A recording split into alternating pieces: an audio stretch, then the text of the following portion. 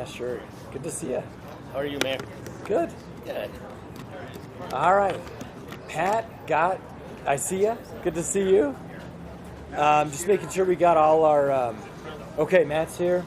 Carlos, nice. Thanks for popping over. Sure thing. Okay, let's go ahead and get started. And,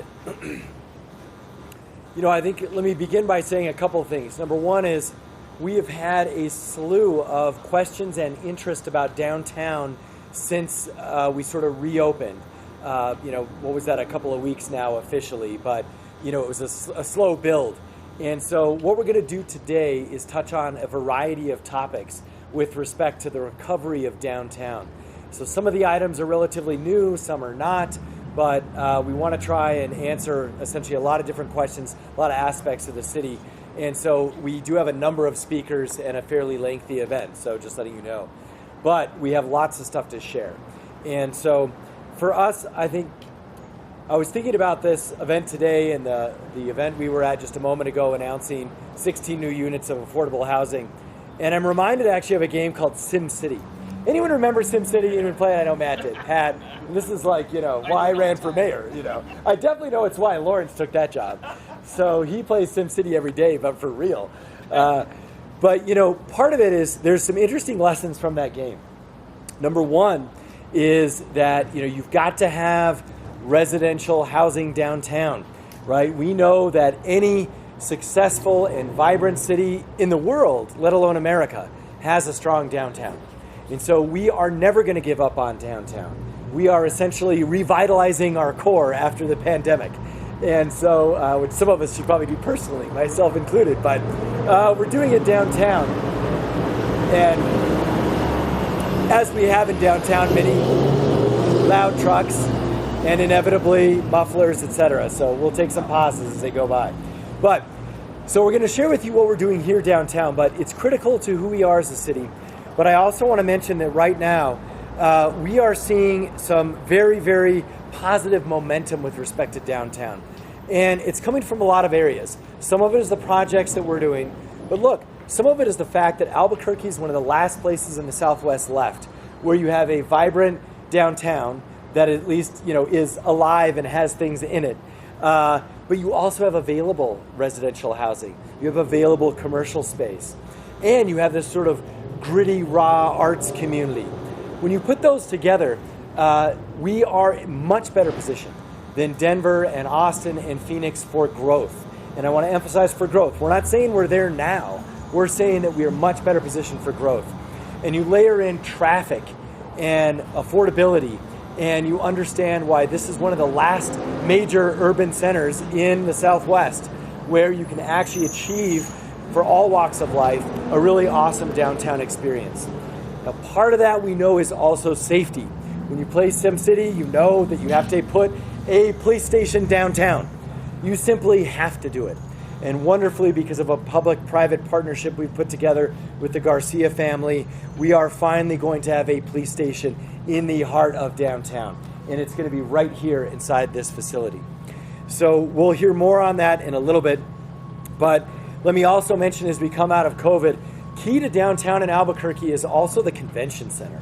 And so as a reminder, the convention center is now open. It is now taking bookings. The bookings look very good. We expect our major hotel that I can see here, the Hyatt, opening in September.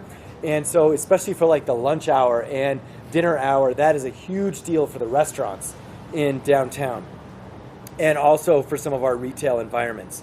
So we have a lot to look forward to, but I want to switch gears into what the city is specifically up to downtown, because we've been working very hard on this during the pandemic, and now we're able to see some of these construction projects come to life.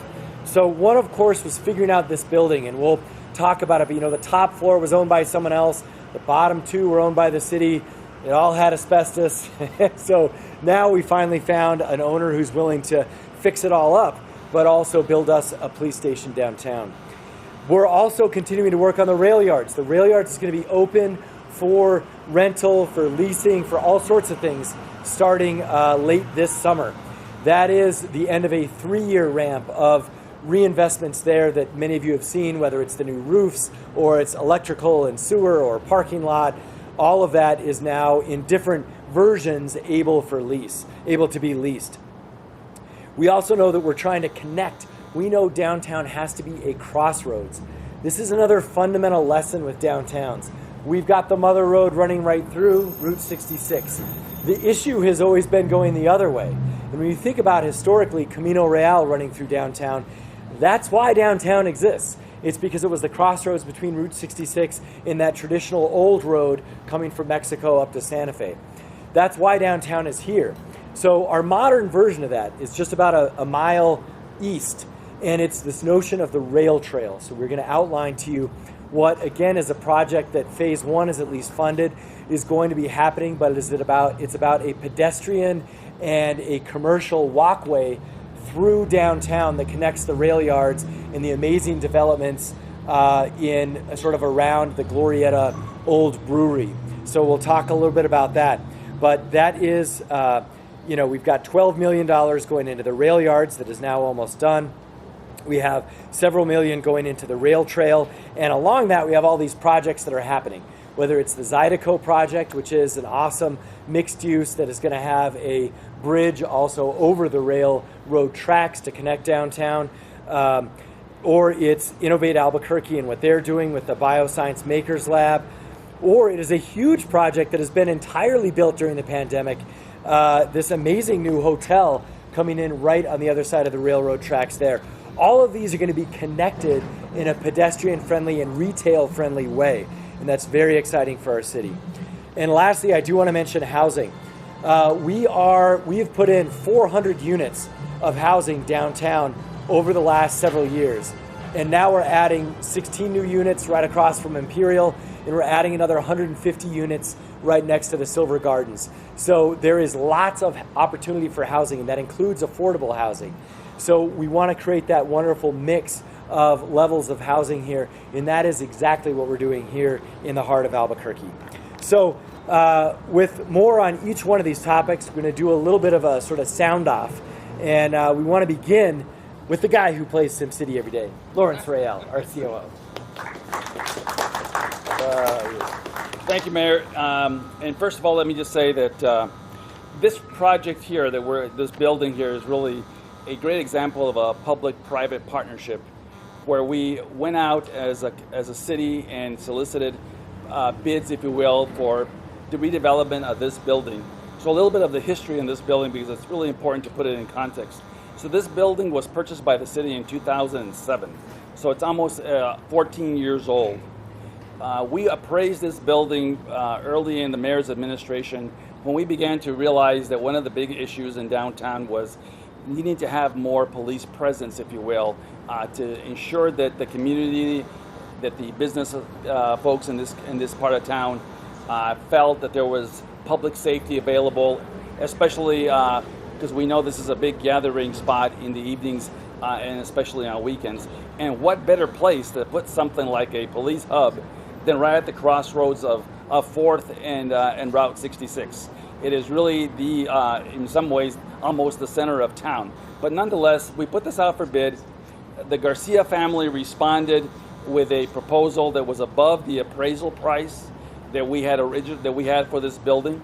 But also, most importantly, as the mayor mentioned, one of the challenges for the city early on, as we began to look at this facility, is that this building actually is not entirely owned by the city. There is a floor that is owned by a third party. And as a result, the negotiations from, if you will, government to private sector, in this case an owner, were getting very difficult because there is some major investments that need to be made to this building to make it, if you will, a ongoing concern downtown and to create some vibrance, etc. And of course, if you all will remember, it wasn't that long ago the mayor announced that we were going to do a downtown police area or district, if you will, to support the community, etc. And we did. We were housing them at the transit center. And so that unit and that group has been focusing on downtown for some period of time. But now with the culmination of the work, and again because of the Garcias stepping up and supporting the downtown redevelopment and the safety issue, we're able now to use this building. So the long and the short is that we entered into a very unique relationship, unlike we've done in many other, if you will, projects with the city, in which the ownership group, the Garcia family, agreed to purchase the building above appraisal, I might add, but in order to pay the city back, if you will, for the price, we entered into an agreement where they would lease us a portion of the building here so that we could have a police hub, so that our police department could be located downtown on a full-time basis, where not only folks that gather here in the weekends, but our business community, etc., and the neighborhood would feel like there is a police presence on the street. So as a result of that, we entered into an agreement. We have a 13-year lease, if you will, rent-free payment to the Garcia family for the purposes of using a portion of this building to have a police hub down here. It's a very different relationship, but it's one that is really a classic example of the Garcias and the city putting their heads together and realizing that it's in all of our best interest to have good public safety down here.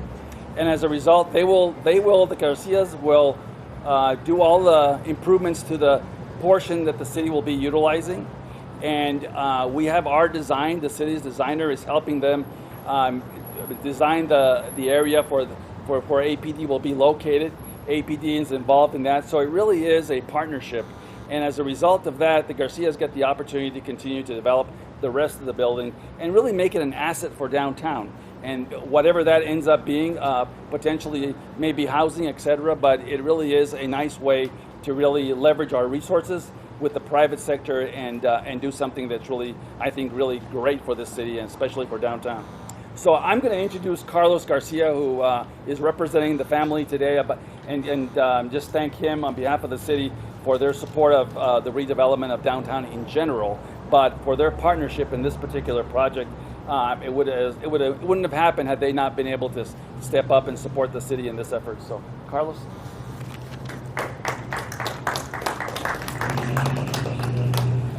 On behalf of the Garcia family, I'm really pleased to be here today and be able to talk a little bit about this project. I'll keep it brief. We have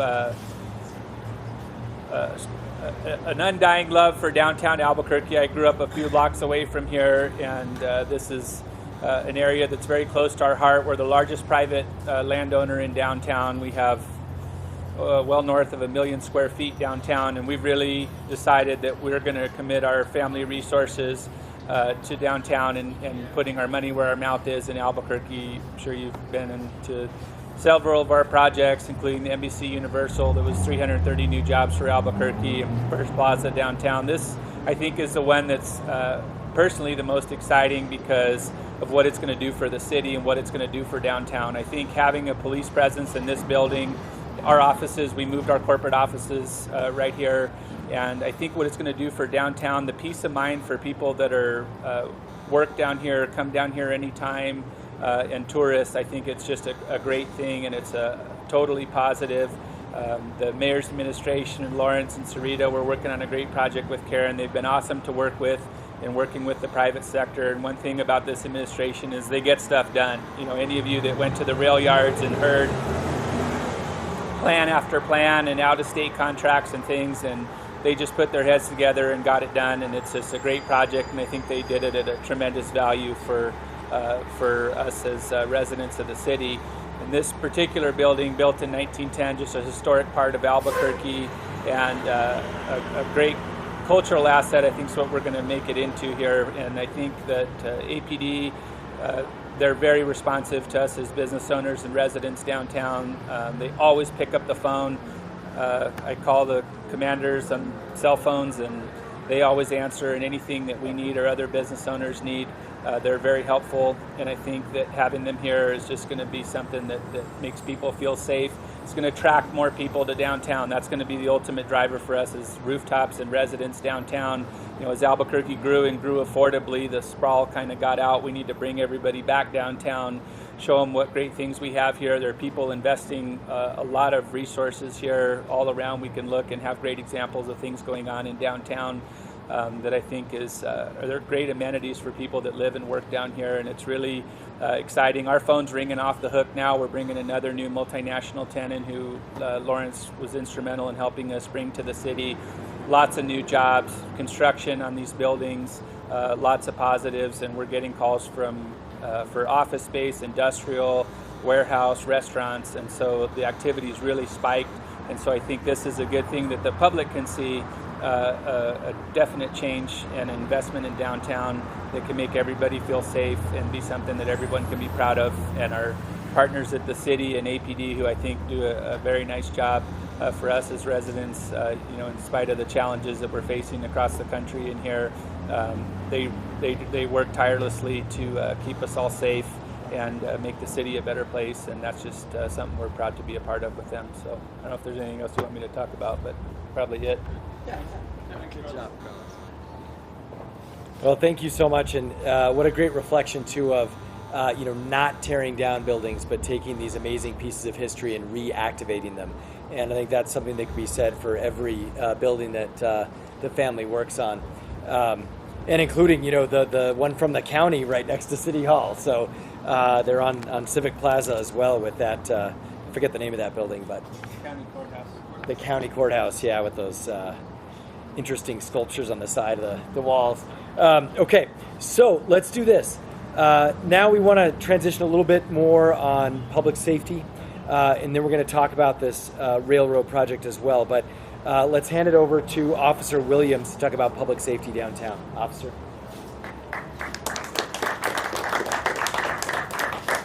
Thank you, Mr. Mayor. My name is Hence Williams. I'm with the Albuquerque Police Department, and I've been here for about 3 years, working downtown. I can tell you one of the first things we do when we get to the office, we get in, we change out our cameras, we get on foot or we get on bikes, and we start working central. The things that we're looking for, we try to identify, obviously, is any crime-related issues, but people we can assist. We continue to develop relationships with Block by Block, Heading Home. We work with, thank you. We work with a number of companies to try and get individuals who are experiencing homelessness housed. And we have a number of individuals that frequent Central that do that. We develop relationships with business owners. As you all know, we have a downtown operation Thursday through Sunday, where we have a number of officers out walking Central, walking the alleyways both north and south, just to have a presence. The opportunity to be in this building and walk right out of our door and be present and be seen, I think is a pretty awesome one. Well, I've enjoyed working at the ATC, and I think the transit has been some gracious hosts to us with regard to helping us facilitate the echo and the room that they've given us. Being right downtown and being visible, having a place people can walk right up to file a police report or ask for services or assistance is just going to make us that much more effective. Downtown operations have been going on for a little over 2 months now, I think on a regular basis, Thursday through Saturday. I can tell you there's some numbers based on those. We've had more than 1,000 moving citations have been issued, 47 DWI arrests have been made, 66 modified exhaust citations have been handed out. We've responded to 31 fights, unfortunately. 123 reports have been written, and 45 miscellaneous arrests have been made. There's a lot going on downtown, and with the restrictions from COVID having been lifted, you're seeing the businesses come back, the bars are coming back, people are coming back downtown and enjoying these areas. I think having us more visible and present is only going to increase safety in the downtown area. So I'm excited for this substation to open, and I look forward to it. Thank you very much for your time. Mayor. Thank you so much, Officer. And just to connect those dots with the past station, when our administration came in, we said we wanted a dedicated downtown patrol, a dedicated downtown public safety district. We created that. It was not really operating during the pandemic, that is true, but it is now back fully operational. And one of the legacy issues when we created it was we wanted an actual police station, not just borrowing a room from the transit department. And so that's what this is really honoring. Now, we want to hear a local business perspective as well. And so, my entire life, even back when I used to spill out of these bars on the weekend, I would go to Lindy's after and before.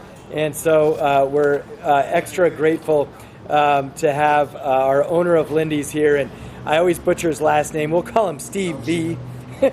Come on up and share a few thoughts. Come on up. Well, it's a little hard to follow Mr. Garcia. I just have a little place down the street, but I've been here for a long time and I've seen a lot. And we sure welcome the presence of APD down here. I think it's going to be a deterrent to crime, and their mere presence is going to have an effect on what's going on down here. In light of what's happened the last couple of weeks, it can only enhance, their visibility can only enhance the situation down here, and we're thrilled to have them, really. My only concern is their hours of operation. I could be wrong, but I think a lot of the crime happens between, say, 9 p.m. and 3 in the morning. So if it's like an 8 to 5 situation, I'm just not sure. I'd like to get that clarified. But I think they're going to do a great job, and their interest, the mayor's interest in downtown is great, and I know he wants to see it thriving, and it's going to be good for everybody. Downtown is, the backbone of the city, and I'm glad to be a part of it, and things are starting to look up business-wise. People are starting to return to work, and more people, more business for me and the other restaurants and bars, and it's great to see. And thank you for your time, and talk to y'all later.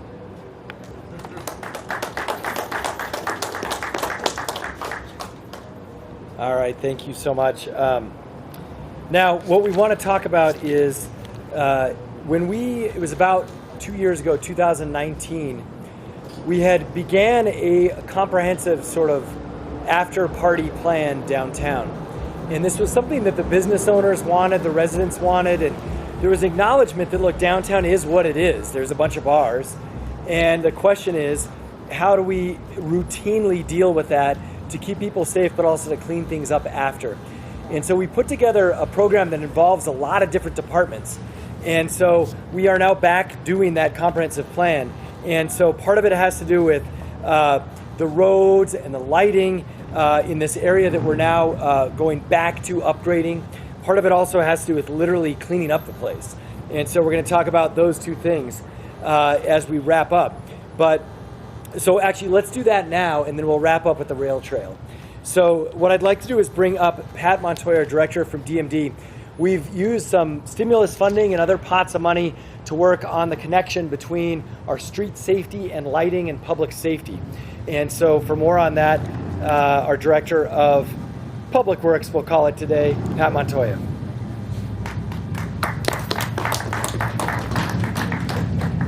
Mayor, thank you for the invite. Just a little bit about DMV very quickly. So we are what is referred to as the old Public Works and General Services Department combined to become municipal development. We build vertical and horizontal. We have 13 divisions, but the bulk of our work is to build, reconstruct, rehab, from streets to buildings to roofs, a combination of things. And one of the efforts during the pandemic, we were challenged by the mayor to see how much money we could spend in a time frame, in a short time frame, to make sure that people continue to work and that the economy is thriving in a time when so many of the businesses are closed or shut down or hours have been curtailed. So we were able to spend somewhere in the neighborhood of about $170 million up through December of last year in just about 6 months. And then we're at about $350 million in improvements between January of this year and July. And some of that is in the downtown area. So I'm just going to highlight a few of the projects that we're investing money in that benefit not only the businesses that are down here, but the residents that live in the area as well. So if you look above you, you'll see the festoon lights. We installed 72,000 lights between 1st Street and 8th Street. And we actually retrofitted all of the pedestrian lights and the overhead lights that you see, the decorative lights. All of those have been added within the last year and a half. If you're here at night, you see a definite difference between 2 years ago and what you see today. So it really lights up the streets, makes a big difference, and I think everybody feels safer with that. In addition to that, we're just getting ready to spend $1 million to improve or add additional lighting within the area. So we've got alleyways that we're working on. where we own public buildings, such as the parking garage, the chemo theater, Second and Gold, First and Central, those buildings where we can attach additional lights, we will. We're working closely, and Jonathan Teeters is here with MRA and Karen Iverson. They may mention that, but we're working with the businesses that own these buildings to see if we can help them to improve lighting in the alleys as well. And Matthew Whalen will talk a little bit about the alleyways themselves, but those are dark spots at night, and it's a place where crime is just encouraged to happen. So the brighter we can get the alleys, the better it is going to be for everyone. We lowered the speed limit to 20 miles per hour within the core so that pedestrians feel safer to walk. So anywhere between the railroad track and 8th and more or less Lomas and Cole, you'll see that the speed limit has been dropped. It's made a big difference. So bicyclists feel safer, people crossing the street feel safer, pedestrians are more alert, they're not speeding through the streets. So that has made a major improvement as far as pedestrian accidents, pedestrian fatalities. And about 2 years ago, the mayor took the Vision Zero challenge.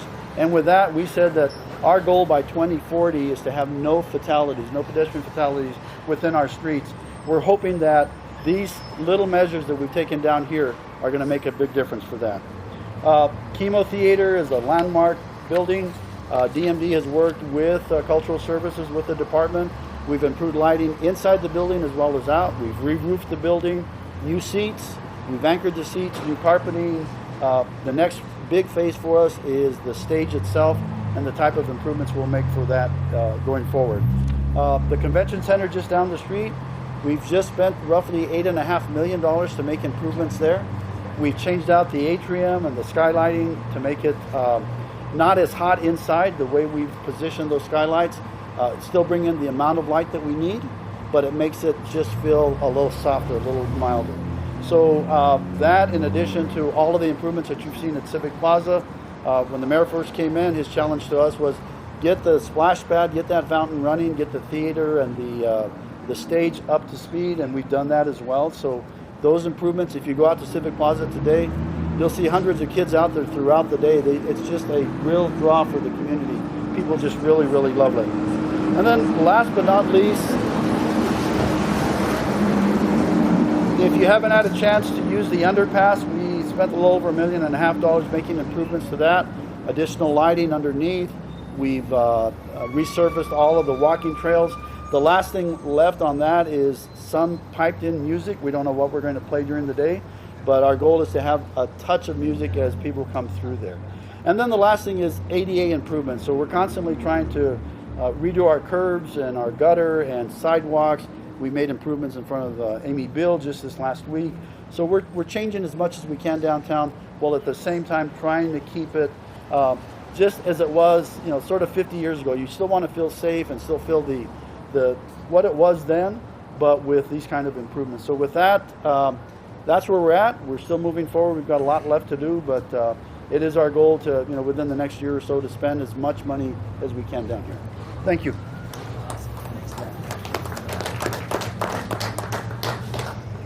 So we're now moving to what happens at night after everything closes. There has been a consolidated or coordinated effort between businesses on two fronts. One is literally picking up the trash. There is a volume problem, right? You've got thousands of people down here on the weekends, and the restaurants that are open, they fill up their bins and their cans. And so we really worked through issues around that, but also around cleaning up these streets each morning. So with details on that, our Director of Solid Waste, Matt Whalen. Thank you, Mayor. Thank everybody for being here. First, before I discuss what we're planning on doing and things we've done in the past, I really want to thank our partners at Block by Block, the ambassadors that you see walking up and down these streets in the yellow jerseys. We've partnered with them for years, but I really want to thank them because even through the pandemic, even though they had scaled back employees, they continued to do that just to make sure that downtown was clean. And so we really appreciate them and that partnership we have with them. But what we'll begin to do is we're going to begin to be cleaning up the alleys 7 days a week, just to be addressing all the extra refuse, bottles, or anything that's happening now that these businesses begin to open. Prior to the pandemic, we were doing certain things to try and address those problems that we'll continue to do now that they begin to open. One of the things we'll be doing is Saturday mornings and Sunday mornings from the night before, and Monday mornings we'll be sending a street sweeper down here to sweep our alleyways so that they can be cleaned before anything happens early in the morning. And so that's going to take additional help from our Clean City crews, but they're willing to do it because they appreciate downtown, and keeping Albuquerque beautiful is one of their main goals and one of the main things they love to do. So we'll be having that being done so that the alleyways can be swept, so that when block by block comes in, and we're going to have them focused by starting on Central and working their way out. But we'll also assign a Clean City crew to start their day right here in downtown, and that crew will just be to assist block by block, but they will also start on Central, and they'll be working with APD to help clean the streets, working with ACS and Family Community Services, so that if any encampments begin to develop within our alleyways, we can address those encampments, offer services, and then get them cleaned, because that does possess a hazard, because as our trucks go down those alleys, or other trucks go down those alleys, many trucks use these alleys to deliver goods to these businesses. We want to make sure that they're clean and that they're safe. So we appreciate our partnership with APD, and we look forward to continuing to work right alongside of them. So we'll start right here on Central, and we'll start to work our way out. We'll work our way out north towards Tijeras, south towards Lead, east toward the railroad tracks, and then we'll go west all the way down to 6th Street, and we'll probably extend it into Robinson Park so that we can help our partners with the Parks and Rec Department with anything they may need. We'll also have a dedicated graffiti crew assigned to this downtown district to eradicate any graffiti even before it gets called in. As soon as they see it, we want them to address it. So our collections divisions will continue to pick up the alleyways. We're going to pick them up twice a day, 7 days a week. So once they're swept, we'll have a crew come through between 7 and 8 in the morning to clean them, and then we'll send a crew through again towards the end of the day to make sure that those alleys are clean. We'll also be addressing, like I said, with block by block, the streets. We'll be working with our cleanup crews. But we really want to thank everybody who's here today, but I also want to pose a challenge to all of our residents, because this really is a one Albuquerque effort to keep this downtown vibrant and to keep it clean. So we want to partner with the residents. So if you see something, let us know. Call 311 so that we can address it, so that we can get somebody out here. But also, we want to work with you guys. Don't litter. We want to keep Albuquerque beautiful. There's refuse cans all over. We want to get those addressed. Those will be picked up 2 to 3 times a day based on the crew that's going to be working this area. So we want to just make sure that we do all of our parts to keep Burque beautiful and to make sure that we continue this one Albuquerque effort to revitalize downtown. Thanks.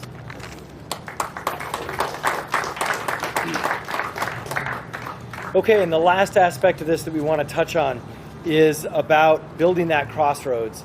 And I mentioned, you know, when I first got this role, I went to meet with the Conference of Mayors, and there were all these fancy urban planners and architects there. And I presented a challenge for our city. That was what the program requested of every mayor. And my challenge was, you know, what do we do about downtown? And they all said, from a design perspective, you have to have a vibrant crossroads. You can't just have Route 66 and focus on that. And they also, I think, helped me understand what the crossroads, what happened is we built a railroad, right, that goes right through downtown. So it cut downtown in half, essentially. And we also know that you can't, you know, right now just walk along the railroad tracks. So it's not helpful for any kind of development or pedestrians or anything like that. So the idea of the rail trail was sort of resurfaced and reborn to solve that challenge. And so we're going to hear about exactly what that's going to do. But it is going to unite north and south downtown, and it's going to connect through a series of bridges and at-grade crossings east and west downtown, which, you know, we often refer to as EDO. But to connect those two areas is critical for development of both of them. So with more on that, our Director of Economic Development, our Manager of Metropolitan Redevelopment, Karen Iverson. Thank you, Mayor. I first want to recognize Jonathan Teeters. He is a new staff person with us, and he has been given the task to be the Downtown Revitalization Coordinator. And one of the first things that he did was spend several months going out and listening to the development and the business community about what they thought we needed to do to revitalize downtown. And resoundingly, safety first was the most important thing. And I am so excited to have the leadership of the mayor and Lawrence in pulling these departments together and seeing some visible improvement on that front. The rail trail is, I feel so lucky to work on this project. It is so exciting. It is a 1 mile path from Lomas to the rail yards.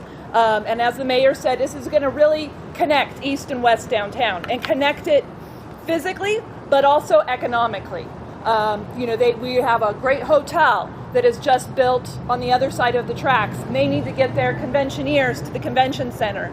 And I don't know how many of you have actually tried to make that distance. It's not very far, but it is. You have to be very strategic and have a thick skin. So we are making that easier. When I say economically, we looked at an analysis of the property tax base, the property values, and that Edo corridor from I-25 down to the tracks over the past 20 years has gone up 800%, but downtown has only gone up 50%.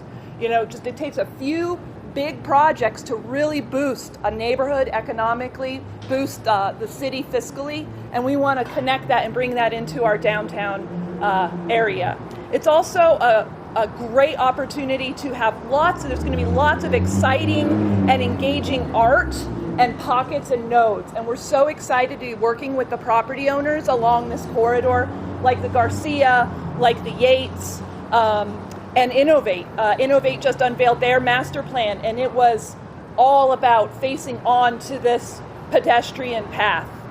This here is a graphic of the project that we got approved by the Albuquerque Development Commission, and this will physically provide a connection over the bridge from this plaza on the east side that's just north of Tijeras. We are at many places finding how we can find at every intersection improve the crossings. The very first stage of the trail that we are going to be working on is this Marquette crossing over here. And this is amazing because south of Lomas, there is not an at-grade crossing for I don't know how long. I don't know where you'd have to go. Berlin? Yeah, Berlin, right. Yeah, so this is going to be, it's a vehicular crossing and a pedestrian crossing, but it's going to be right connecting the Glorieta station to the convention center, providing a nice, welcoming way to move people through. And that's what people want in an urban city. They want to be able to walk. Conventioners want to be able to walk to destinations. And that's what we're doing with this project. The last thing I'll say about the project is that we're really happy and proud to be partnering with the private property owners along the trail. And that's going to be key to its success. With all of these trails, having the private owners help collaborate and maintain and provide security and provide exciting programming. And that's what we've been working on with the Garcias and with the Yates and with Innovate, is creating that structure for the property owners to really make that a successful project. Thank you. Okay, so we'll wrap things up and take a few questions. I do want to highlight one aspect just from Karen's presentation. This area right here, you can see the YVI facility, that's the old wool warehouse. This was a theater district, like for a lot of generations before mine. There were 3 theaters, if not 4 back in there. There still are 3. So part of this actually is that with this at-grade crossing, we're able to connect all this together and actually try and have a theater district again, which is something that Albuquerque hasn't had, 70s, 60s, and so that's the other kind of aspect on the other side of the tracks, that why this at-grade crossing is so important. Just if your geography isn't that good, what you don't see in the picture is the convention center. So that road goes right to the back of the convention center. So that's going to be critical also, again, for connecting folks staying and working in that area to access the convention center for events. Okay, so with that, there's a lot of different folks. So maybe we'll take a few questions, but our team can arrange pull-asides if you really want to go deep into solid waste. So Johnny, I think, is coordinating. Go ahead, Johnny. Start with Rick Davis into the journal. Lawrence, you're talking about the original purchase of the building. He's talking about your phrase price. And that the Garcia family paid more than the appraisal, but you didn't mention any numbers. Sure, that's all. So the appraisal that we did when we began to look at this building came in at $327,000. It was an appraisal that was done of the building before we moved forward with it. Typically, I'm sorry? No, I'm going to tell you that now. So I didn't buy it. This was done in 2007, a different administration for a different purpose. It was designed to be a Holocaust museum, if you'll recall. They were going to put it here. However, through time and conversations with folks that are with the city, they opted not to use the building because of two things. One, because they didn't own all the building. And number two, there wasn't enough parking for patrons to come to the building, because this is also a challenge for this particular building because the only parking is on the south side. So at that time, the city, with legislative help, paid $1.6 million for the building. We had it appraised 14 years later, and because of the deterioration to the building and the condition that it was in, the appraisal came in at $327,000. The Garcias purchased the building for $350,000. All of this information went to the council. It was put out for bid, and the Garcias were the only respondents to the bid.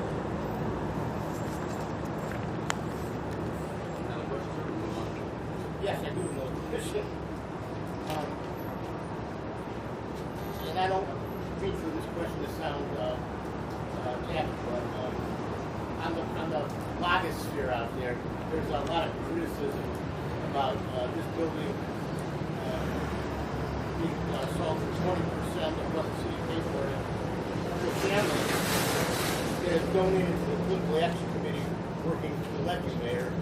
And so the question is, was this property ever publicly advertised?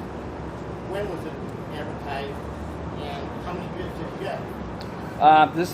Under our procurement process, we're required to advertise for 2 weeks. It was advertised for 2 weeks in the Journal, and and we didn't get one solicitation except the Garcias. So it was put out to the public. And just to add a finer point to this conversation, the building itself is in such condition that our estimates for refurbishing the building were well over $1.5 million. Now, keep in mind, this is when the city bought it, it was an old building already. It's now 14 years since the city has bought it. There is major construction that needs to be done to this building. And the real challenge, quite frankly, is not just the reconstruction of the building and the cost associated with the building, but the age of the facility itself. Major reconstruction needs to happen, and the Garcias have stepped up to do that as part of their investment in downtown. And so just to give you a perspective of why it made sense for us to look at this, is this an asset that's depreciating over and over again? And is it helping the downtown, or can we find a way to make this asset a better asset for the community by putting in a police station and having the private sector, the Garcias in this case, who know how to do this work, do it better without having to spend additional public dollars to improve a building that will never really, will never ever cover its costs. I guess the reason that you didn't put the police station in where you own it was because of the cost of refurbishing the building. Oh, totally. The cost for refurbishing the building for the city was even more than the cost that the city used to purchase it in the first place. And that's the beauty of working with the private sector and working with in partnership, is that they can make these things happen in many different ways than the city can't because of our processes. Thank you, Mark. Okay, we'll get you afterwards. Do you have anything else? Nancy Laughlin with Channel 7. Lawrence, maybe you can answer just 3 questions. When will this open? And then the other question is, are you helping other businesses who had their windows broken throughout the last year? And then are there enough APD officers to man this? Well, I will let Carlos take the first piece of the question in terms of when it's open.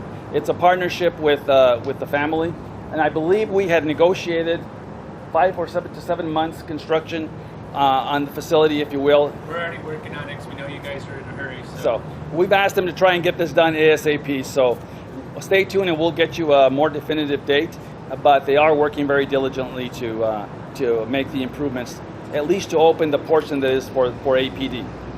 As it relates to the broken windows that we've seen in the past, the city did step up during the, if you'll recall, during that period of time when we had some unrest in downtown. A lot of the buildings in the corridor were damaged. The city stepped up and helped some of the private businesses with boarding up those windows in order to prevent any additional damage to the buildings, etc. Subsequently, after that, we began to talk to the businesses about taking the boards down and supporting them in a way that we could help if they needed some help with fixing some of those windows. And in fact, in some instances, we've had businesses through the grants that were appropriated through the ARP funds and back in the day when we had the CARES Act. So in some instances, we have helped some of these businesses fix those windows and get them back so that they're visible to the community. But there's another little piece that the mayor asked the council to do that was part of our IDO program, which is also to look at the windows and begin to put coverings on the windows to show some vibrance, etc., and to really begin to look to make the street look like it's vibrant, especially for some of the buildings that aren't being occupied right now. So that's part of what the MR work will do down the road, is to just get these buildings revitalized. And the last piece on the police department, Mayor, you want to take that question? Yeah, we do have enough to staff this, and it's basically because we're going to use the downtown patrol that we have now. They're going to be based out of there instead of the transit facility. And so that's the game plan. We'll see how it shakes out. There is obviously transit security, and the plan is to move them into that. So it's still a security station, but the actually APD unit will be staffed out of here. Johnny?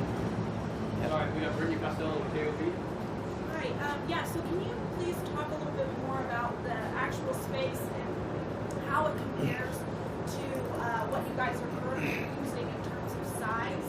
And then we heard, obviously, the concern of the hours. I know Officer Williams talked about shifts moving from Thursday to Sunday or Thursday to Saturday. Will you talk to me about, when will this be open? And will this be a 24-hour station? And how many officers will work out there? Sure, so a couple aspects to that, and then I'll bring some APD folks to speak to that and to give them a heads up. Officer Williams, it could be you, or if you need an area commander on that, you guys can work that out. Okay, so a couple of aspects. First, it used to be a Schlotsky's, and then it was Roosters, but the actual space inside, they're designing based on what APD requests. So they'll be what they need from a police department perspective, but also from a public-facing perspective, whether it's taking reports and so forth. And the challenge with the station in the Alvarado Transit Center is, one, it's very hidden. I mean, we put a sign out, but it's hard for people to find. And it's also kind of at one end of downtown. So you even see, just based on proximity, a heavier patrol up there than you do down at 8th Street. And so we really want the station in the center. The other aspect to that is even just the notion of it visually being a presence on Central and 4th will be a major change for the city of Albuquerque. A couple of other aspects to that, the amount of officers and the times they work. It's interesting, we've learned over the last 3 years that this really also depends on the time of year and on different trends that are happening. So for example, if we're having in the summer, we usually have a particular bar scene, and so we shift the hours to be heavier complement of folks during the weekends. But then we also see like Cinco de Mayo and St. Patrick's Day and New Year's Day. So there's some shifting going on there literally with the shifts. There's also the notion that in the business day, it's more about the mornings. It's about cleaning the place up for businesses to come back to work Monday through Friday. So we want to keep that adaptable and flexible. And so that's probably a good segue to either officer or commander for our new Valley Commander Scott Norris. Hello. Just to kind of expand on what Mayor Keller said in terms of officer coverage. So one thing that we have coming up here at the end of August is our officer bid. So basically what that means is officers get to choose where they want to work, what hours they want to work, who they want to work for, what parts of town they want to work on based off seniority. So we had the latitude to look at the needs of the area command, see what the demands were, and then kind of adjust our shifts accordingly, so we can make sure that everybody's getting the police service that they're entitled to. So one thing that we did down here in the Valley Area Command was we switched our graveyard units up, which works from 10 p.m. to 8 a.m. So before we were only having, say, 2 graveyard teams that were working partly on the weekend. So what I did was I moved my schedule around to where I'll have 3 graveyard teams that are working the vast majority of the weekend. So we can cover those Friday night bar closings, we can cover those Saturday night bar closings, and then also some of the cruising that goes on downtown, art walk, things like that. So that's where we're going to have that coverage with regard to, COVID reopening and us seeing kind of an uptick in activity. So we figured that was probably the best way to ensure that we had the necessary presence downtown so we can address any problems. But also, it's just not about addressing all the problems, but we want to make downtown an inviting place for people to come. We don't want to discourage people from coming downtown. So we figured that the more presence that we have down here, yes, while we do want to enforce the laws and quality of life laws, to make sure that everybody is kind of enjoying themselves, that is part of our purpose, but it's a dual purpose in that we want to make it a more inviting place. So we figure that the more police presence down here, people will feel safe coming down here, engaging in the activities that they want to engage in. So that's another reason why we did that. So it won't be like a 24-hour type of deal. You guys will concentrate it based on the times that it's busiest, so the weekends, correct? Well, yes, weekends are our busiest, but midweek is busy too because the place obviously doesn't close down during the week, right? We have businesses that are going on, so to address specific problems is where we're going to go ahead and target our officers and have our officers be, and the vast majority of our officers. But it is going to be, a 24-hour a day, 7-day operation. So it'll be open 24/7. This right here, I would have to be able to get back to you on what the times are going to be of this, but it's going to be accessible to any of the officers here in the area command. Yeah. Yes, ma'am. So, yes. So those hours I would have to get back to you on, to tell you the truth. I don't have those just yet. All right, guys. Thank you very much, everyone. Appreciate it. One more. Sorry, Peter. I forgot last about one. you. Let me hold on before we go to Peter too. Like we do with the Nob Hill Station. Look, we all want more officers. We've got a great batch in the academy, and as more come out, we want every station to be open as much as possible. But Nob Hill is similar in a sense that we're trying to correlate when that's open to the public with the highest demand. So we'll treat the station similarly. Also, before anyone asks what happened to the old Valley Commander, he was promoted to Deputy Chief, so let's give him a round of applause. Deputy Josh Brown. All right. Hey, it sounds like you're judging by what you said on housing earlier, it sounds like you're basically on board with the argument that you hear a lot around downtown, that there's nothing wrong here that can't be cured by hundreds and hundreds of new housing units, and the more market rate, the better. How many hundreds of units do you think that would be, and do you really think we're on track to getting to that place anytime soon? So, it's a really good question, and the woman next to you could probably give you a better answer than me. So I don't know if I have specific, like what is the number of units that we need, but I know this, we probably need at least 1,000. And so, we're looking at 200 new, which actually is 20% of the way there. So that's a major chunk that our city's committed to, but it certainly isn't going to be as much as we need. And, we want mixed rate. So I think that's also important in general to keep an eye on just general growth, but also affordability. All right, so Johnny, I think he can arrange others if you need it. Thanks so much.